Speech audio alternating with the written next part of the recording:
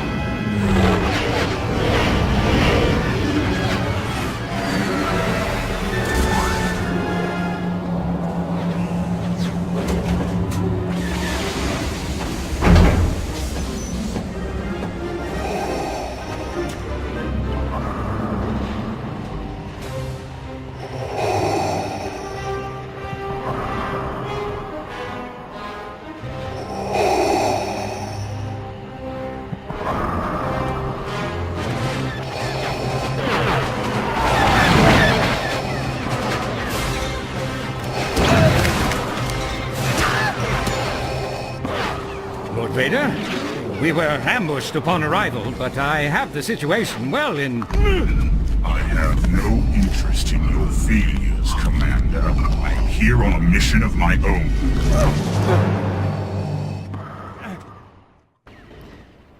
Well, that was just mean. But anyway, ladies and gentlemen, for the start of this game, we are playing as good old Darth Vader. Good old Anakin himself, one of my favorite villains in movie history. I don't know, I always loved Darth Vader. Even what they did to Anakin in Episode 2 and 3, which honestly was awful. But hey, I like the character, I like this level. Basically, you start off the game being an absolute juggernaut. This is the first level, kind of like a taster onto what you can become later on in the game. And for the basic controls, if you push the X button, this is on an Xbox controller, by the way. I don't know the default PC controls because I was using an Xbox pad. But if you push the Xbox X button, then Hadouken! You can actually slice people with your lightsaber. You know, it's your main attack button. If you press the triangle button, you use a secondary force move, which for Darth Vader here is good old force choke, which is so amazing. You pick people up, snap their necks, and just toss them to the side like they're nothing. It's amazing. If you press the B button, you'll be able to do a Hadouken sort of force push, and force push is usually in most Star Wars games an ability I never use. I'm never usually a bigger fan of force push. I mean, it can be useful, I guess, but it never gives me that oomph that I'm looking for in an attacking move. Because it's sort of more of a defensive ability, usually. In this game, force push, what can I say? It is, oh, well, it's like you're shooting Hadoukens at people. You can feel the blast. It's amazing. If you press and hold LB, well, not LB, LT, you'll actually start blocking. And you can use a series of 3 moves whenever you're blocking. You can either use the glorious force repulse if you press the B button while blocking, or you can press the X button while blocking and you'll throw your lightsaber at people. This way you use the force repulse. It's basically a chaos blast if anyone's played Sonic, so you know.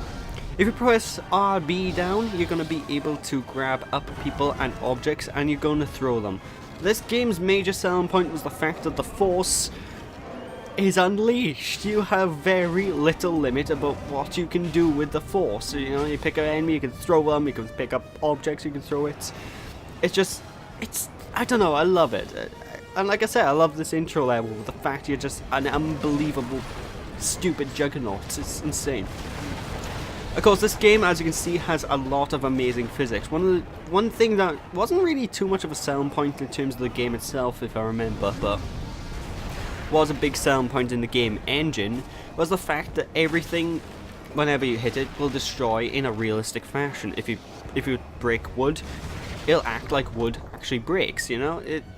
Everything sort of has that realistic sort of break to it, and I love that because later in the game I find myself just looking for glass and stuff and shattering it just to see what it looks like, because as you know, glass shattering in real life is the most random thing in the world. If a glass shatters in real life, pieces will go everywhere. There's no rhyme or reason. In this game, it's exactly the same as that, you know? Like, in most games when glass shatters, oh look! It's the exact same animation for 5 times over, but no, in this game, it's not something new will happen every time. I just like it, I really do.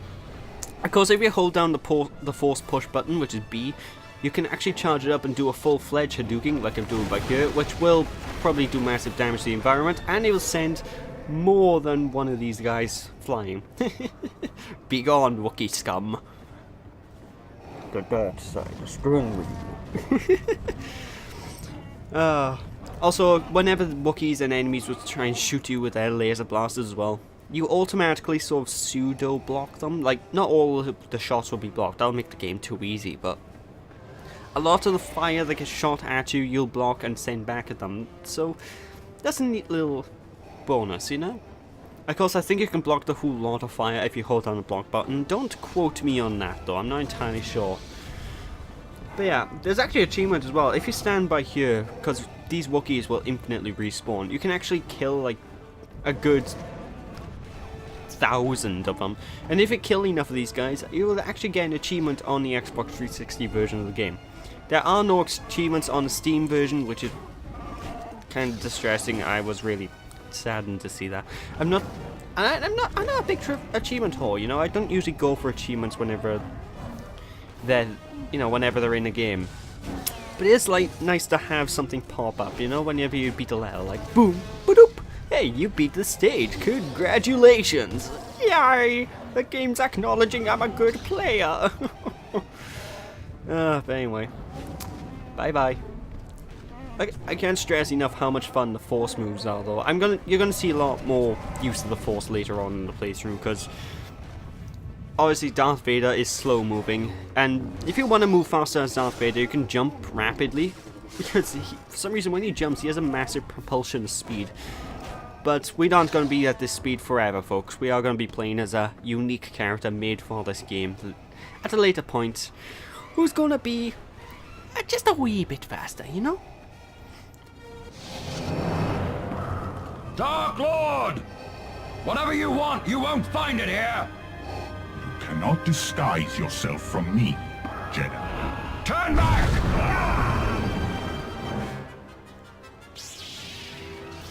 Now it's time for the very first boss fight of the game. Now boss fights will usually go in this sort of pattern where you have Jedis or something to fight, or someone with a lightsaber, you know. Actually, every boss fight except for 1 or 2 is exactly like this. And they do get a lot more difficult as time goes on. This first boss fight is pretty pathetic because he's very vulnerable to your force attacks. He's honestly awful. Now later on in the game, you're not going to be able to spam your attacks so much on the boss fights, and they do become a bit of a challenge. Now whenever you do pick someone up as well, if you push the X button while you're holding them in the air by holding RT, you'll be able to fling your lightsaber at them, like as you can see right by here, and impale them. This does a lot of damage. Like I said though, you can't exactly do this later on in the game, sadly. It's, you know, on bosses anyway, because for some reason boss fights have to have that difficulty curve, you know. Anyway, from time to time, he'll get this random force field and he'll summon TIE fighters and try and crush you with them, but ultimately he's really, really easy. Shouldn't have a problem with him. Now whenever you get to the end of the boss fight as well, a quick time event will ensue, so just push the buttons on the screen whenever you see him, and well, Darth Vader will do something corresponding to that button. It's kind of like God of War, you know? In God of War, you want to do a super sexy finishing move, quick time event pops up, Bob's your uncle, you do the super sexy finishing move. I don't know why people don't like quick time events. I don't mind them, especially to do ultra cool shit. That's beside the point.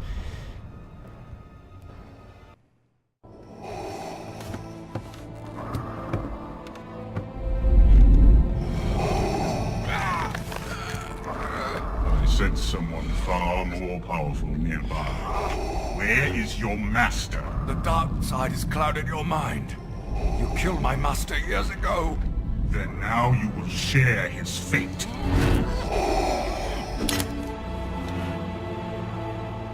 A son. Run!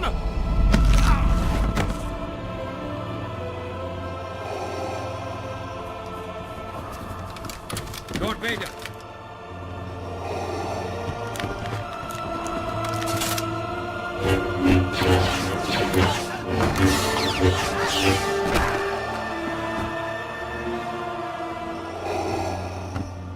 Come with me.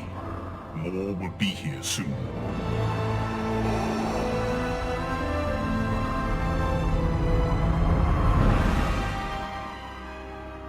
You were weak when I found you. Now your hatred has become your strength. At last, the dark side is your ally. Rise, my apprentice. What is your will, my master? Your training is nearly complete. It is time to face your first true test. Your spies have located a Jedi? Yes, Master Ram Kota. He is attacking a critical Imperial shipyard. Destroy him and bring me his lightsaber. I shall leave at once, master. The Emperor cannot discover you. Leave no witnesses. Kill everyone aboard, Imperials and Kota's men alike. As you wish, my master.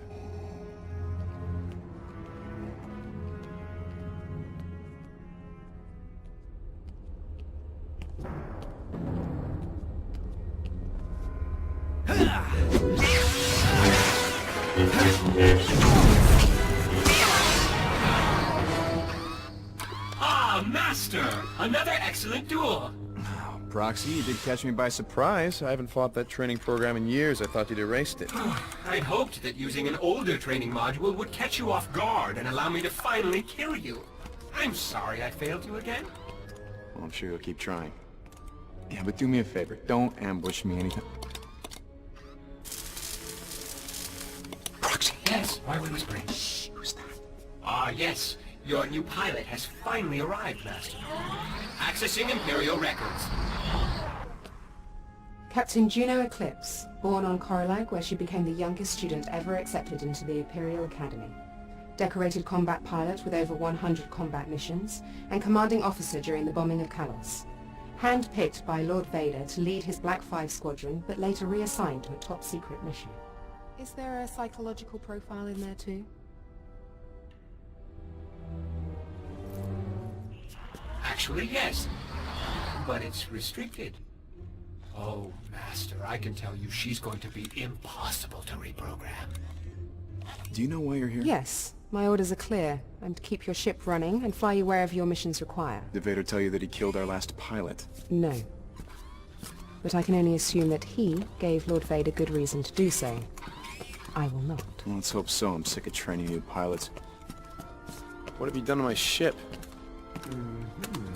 I've taken the liberty of upgrading the Rogue Shadow sensor array. Now you'll be able to spy on any suspect ships within the entire system. You are one of Vader's spies. You don't need to know anything about my missions except where I'm going. Now I need to jump to Nar Shaddaa. Can you handle that? Of course.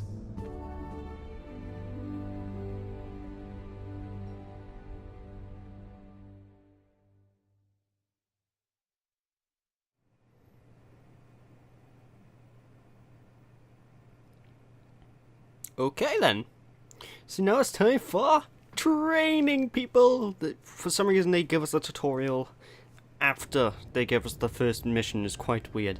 But basically they're going to teach you how the major main force mechanics will work. So hold RT and then move the left stick to move the thingy forward and backwards, and use the right stick to move it up and down.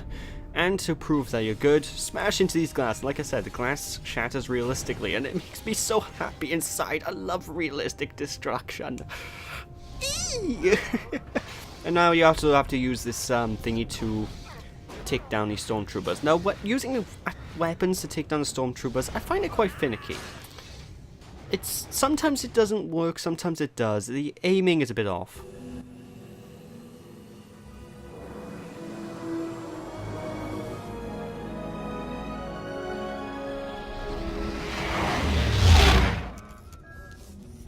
Proxy, give me the target.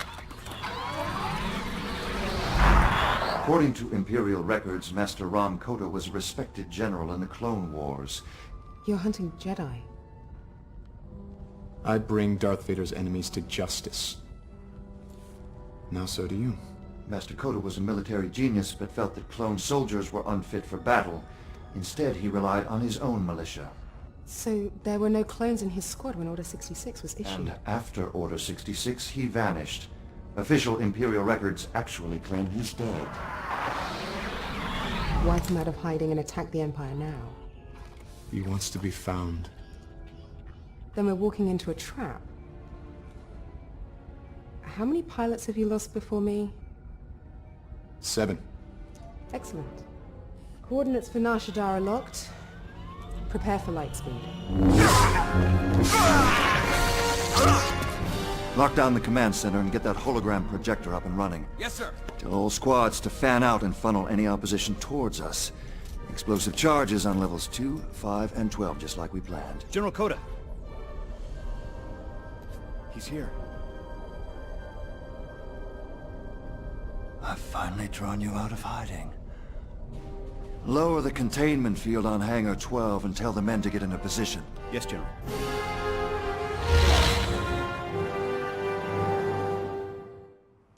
And there we go, folks. Well,